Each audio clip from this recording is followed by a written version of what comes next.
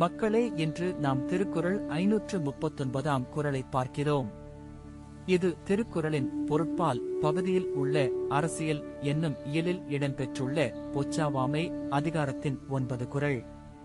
இகழ்ச்சியின் கெட்டாரை உள்ளுக தாந்தம், மகிழ்ச்சியின் மைந்துறும் பொழுது.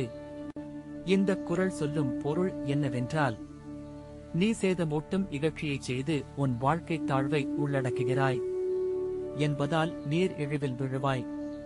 அதே சமயம் நல்லது செய்தால் மகிழ்ச்சி தன்னோடு வந்துவிடும். ஏனெனில் மரியாதை மற்றும் நறுமொழி மனிதனின் உள்ளத்தை மகிழ்ச்சியால் நிரப்பும். சிலர் இப்படி நடக்காமல் தவறுகளை சுருக்கி வாழக்கூடும். ஆனால் திருவள்ளுவர் இதை எச்சரிக்கிறார்.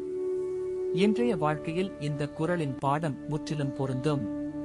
சமூக வலைப்பின்னலில் தீய சொற்கள் மற்றும் விருப்பங்கள் பலர் மீது பாதிப்பு ஏற்படுத்துகின்றன.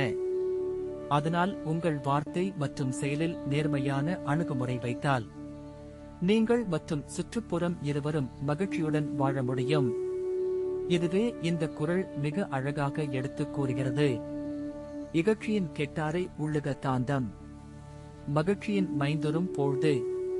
அடுத்த குறளில் மீண்டும் சந்திப்போம்.